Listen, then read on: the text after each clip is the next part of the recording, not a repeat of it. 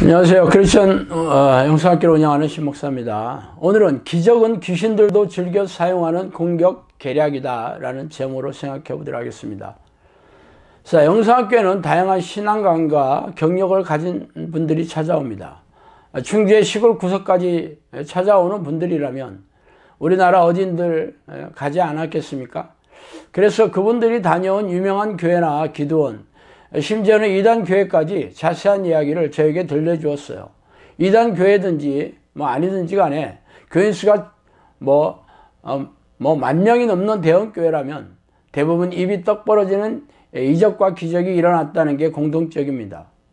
그러나 지금은 각종 성추문과 석연치 않은 헌금 사용 등으로 몰락하였거나 몰락하고 있는 중에 있죠. 그럼에도 새로운 기적으로 뜨고 있는 교회가 나타나고 있어요. 그래서 오늘은 기적 이야기를 하고 싶습니다. 먼저 한국 동란이 끝나고 산업이 피폐해질 무렵 우리나라 교회 혜성같이 떠오르는 장로 이름이 있었는데 그 이름이 바로 박태선입니다. 박태선 장로죠. 그가 수많은 병자들을 고치고 기적을 베풀어서 당시 한강 백사장 집회에 무려 100만 명의 인파가 운집하였다고 합니다.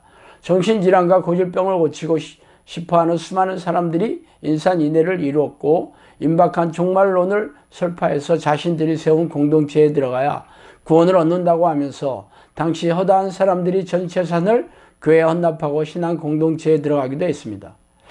그러나 지금은 초라한 명명만 유지하고 있죠. 또 다른 교회는 성락교회인데 이 교회는 귀신론으로 유명세를 타서 전국에서 수많은 사람들이 몰려와서 10만 명이 넘는 대형교회를 이루고 있어요. 그러나 이 교회 담임 목사는 나이가 들어 아들에게 담임 목사직을 세습하였으며 과거의 성추행과 성폭력으로 방송 프로그램에 오르내리고 교인들과의 질펀한 쇠싸움으로 지금은 교회가 쪼개져 있습니다. 그래서 지금은 더 이상 귀신을 쫓아낸다는 얘기가 들려오지 않죠. 저를 찾아온 분이 그 교회가 흠모되어 상경하여 예배를 드렸는데 당시 교회를 신축한다고 모든 교인들에게 헌금 봉투를 들고 줄을 서서 내라고 강요하는 장면에 충격을 받아 그 길로 나왔다고 회상하며 말해 주었습니다. 세 번째는 만민중앙교회입니다. 이 교회 담임 목사는 최근 성폭행과 성추행으로 방송 프로그램에 오르내려 유명세를 타고 현재 재판에 계류되어 구치소에 수감되어 있습니다. 아마 적지 않은 형량을 받을 것 같아요.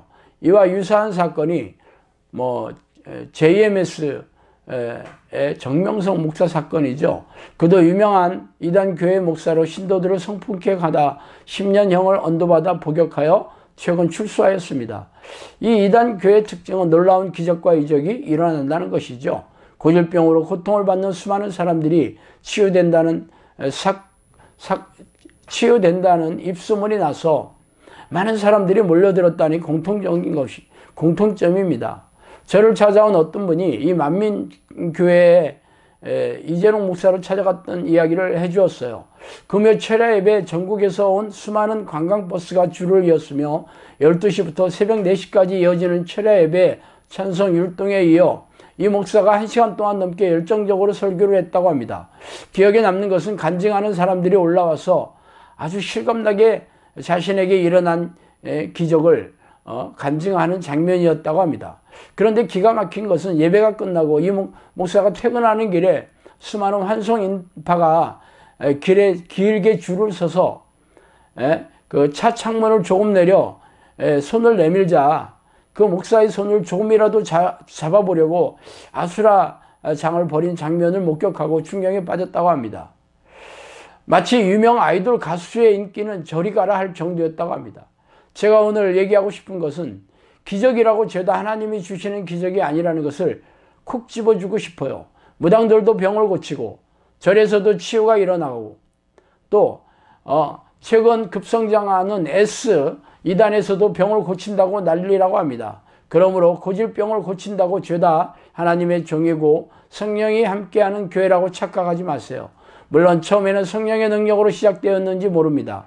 설령 성령의 은사였다고 할지라도 지금은 변질되어 귀신의 좀비가 된 유명 목회자들이 우리 주변에 널려 있죠.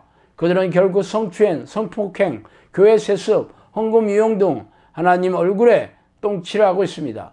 그러니 그들이 어떻게 하나님의 종이 되겠습니까? 그렇다고 기적이 일어나는 교회를 멀리하라는 게 아닙니다. 기적이 일어나지 않는 무능하고 무기력한 교회는 하나님과 하고 상관이 없는 교회입니다. 그러나 기적이 일어나는 교회일지라도 죄다 성령이 함께 하시는 교회, 하나님이 요긴하게 사용하시는 종이라는 착각을 버리라는 뜻입니다. 진짜 성령의 능력이 함께하는 종이라면 예전이나 지금이나 자신의 이름을 감추고 빛도 없이 소금도 없이 하나님의 영광을 돌리고 있어야 할 것입니다. 그러나 교인들에게 자신의 이름을 알리고 자신의 기도의 능력이나 업적을 홍보하고 광고하는데 혈안이 된 목회자라면 귀신들의 종일 것입니다. 거짓 그리스도들과 거짓 선지자들이 일어나 큰 표적과 기적을 보여 할 수만 있다면 택하신 자들도 미혹하리라. 마태복음 24장 24절입니다. 우리 영성학교도 귀신들을 쫓아내고 정신질환과 고질병을 치유하며 성령이 말씀하신 예언을 공개하고 있습니다. 그래서 많은 이들이 우리 영성학교를 이단 비스무리하다고 경계심을 드러내고 뾰족한 눈초리로 쳐다보고 있는 것도 사실입니다. 과거에 놀라운 기적이나 이적이 일어났다 하더라도 현재 이러한 기적이 계속 유지되어야겠고 그 기적이 귀신을 쫓아내고 고질병을 치유하면서 영혼을 구원하고 성령의 제자를 양육하는 데 초점을 맞춰야 할 것입니다. 그러나 목회자와 교회를 알리는 수단으로 기적을 광고하고 있다면 오래지 않아 몰락하게 될 것입니다. 그 기적이 하나님으로부터 왔다 할지라도 버림을 받을 것이고 그 기적이 귀신의 능력이었다면 파멸하고 몰락당하는 것은 당연한 일입니다. 귀신들은 사람들이 불행에 빠져서 고통스럽게 하여 생명과 영혼을 사냥하는 놈들이기 때문입니다. 어쨌든 놀라운 기적을 일으키는 교회나 목회자라고 죄다 하나님의 사람은 아니라는 것입니다. 그들의 기적이 성경에서 말하는 내용인지 그 목회자가 거룩한 성품의 소유자인지 그 기적이 귀신을 쫓아내고 정신질환과 고질병을 치유하면서 영혼을 구원하는지 기적을 일으키는 성령의 사람을 키워내고 양육하는 교회인지 날카롭게 분별하여야 할 것입니다.